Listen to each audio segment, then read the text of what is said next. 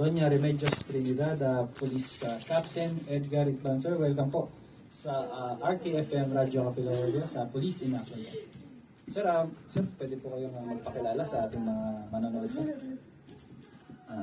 Isa pong magandang hapon po sa inyo, Sir RJ and Sir Nicky, sa ating pong mga taga-subaybay ng Radyo Kapitolyo. Ako po si Police Captain Edgar de la Santos Ikban, kasalukuyan po nakatalaga sa DRT Police Station bilang Deputy Chief of Police po.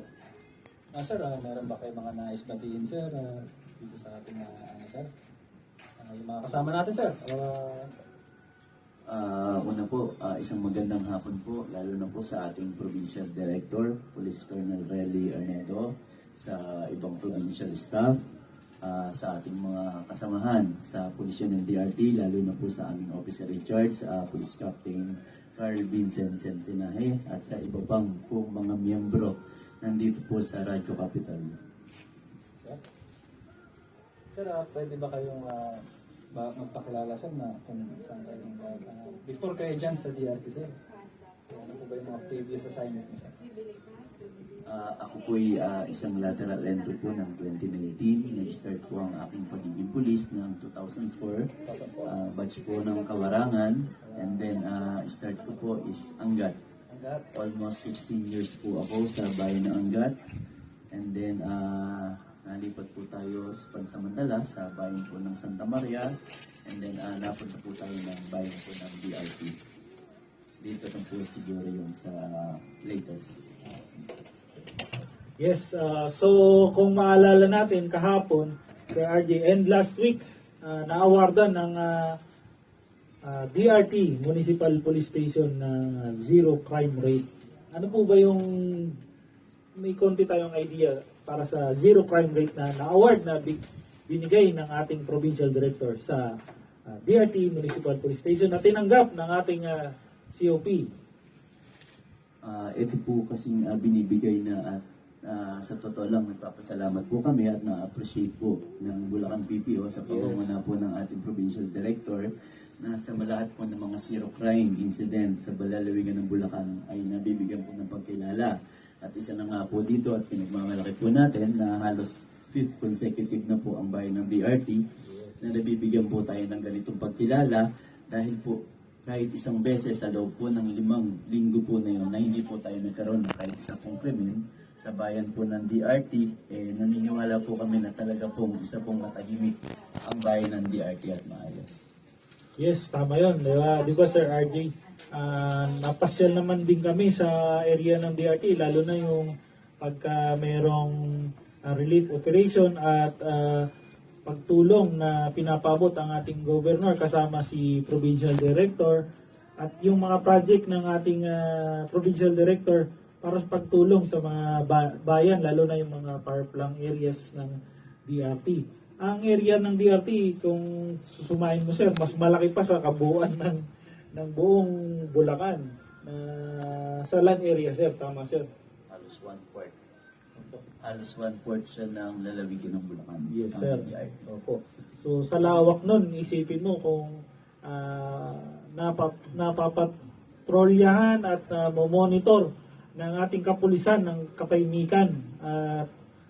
Sa pagtutulungan po ito dahil sa pagtutulungan ng ating lalong-lalo na itong mga ating mga barangay officials, mga force multiplier kasi sila po ang first responder lalong-lalo na pag yung area medyo malayo. Nakikita po natin at yun nga na-awarda ng DRT bilang zero crime rate dahil nakita natin ang pagtutulungan ng PNP at ang ating mga kababayan. So makita natin pagka kung sakaling may magkaroon ng krimen dyan, hindi yan taga DRT. Dayo yan sir.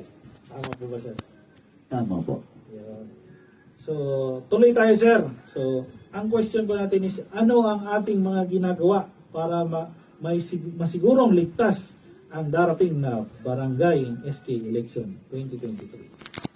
Sa atin po, sa inyo pong kapulisan ng DRT, sa pangunguna po ng aming officer in charge na si Police Captain Carl Vincent Centenaje, katuwang natin ng mga national agency patuloy na nagsasagawa ng tinatawag natin na intensified security measures. Nakapaloob po dito yung ating pagpapatrolya, mobile at beat patrolling, establishment visitation, COMELEC checkpoint, and Oplan Sita.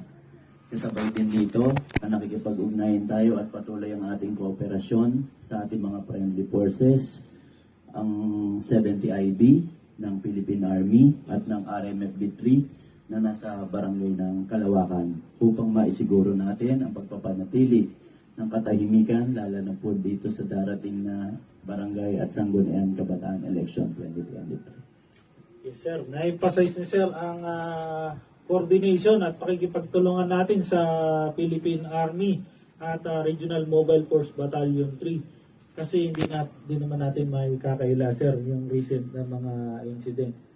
Meron pa rin tayong mga friendly forces at yung mga unfriendly pa rin ng mga yung ideology nila salungat sa pagtulong sa ating gobyerno. Mini-maintain ng ating coordination with the AFP and RMFB para mapanatili itong peaceful situation sa DRT Bulacan. Tama ba, Sir RJ? Tama. Okay, sir, proceed tayo sa next question, sir. Sir, ano po ang mga naging epekto o reaksyon ng publiko sa ating paghahanda sa BSKE 2023 at paano tayo nakakakuha ng suporta mula sa publiko?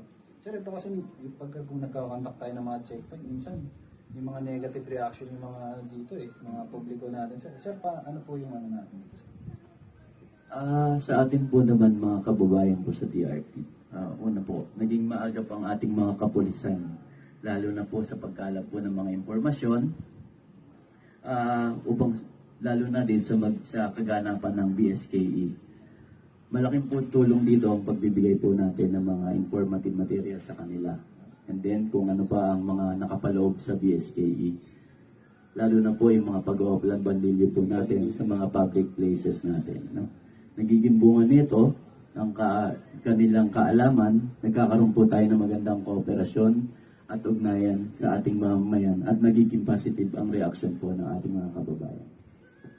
Yes, maraming salamat yan sa tulong ng ating mga patrollers ng DRT Municipal Police Station, lalong-lalo na sa ating MCAD PNCO na narito, si Chief Belmonte. Chief, shout out kay Chief Belmonte. Siya po ang nag-prepare nitong mga information materials para ipakalat ng ating mga patrollers para mas maging aware ang ating mga kababayan, lalo na sa area ng DRT. So, tuloy tayo, sir. Paano po na tinutugunan ng PNP or DRT Police ang mga issue ng posibleng alitan ng interes, conflict of interest dahil sa mga pulis na may kamag-anak na kakandidato sa darating na BSKE 2023? Alam naman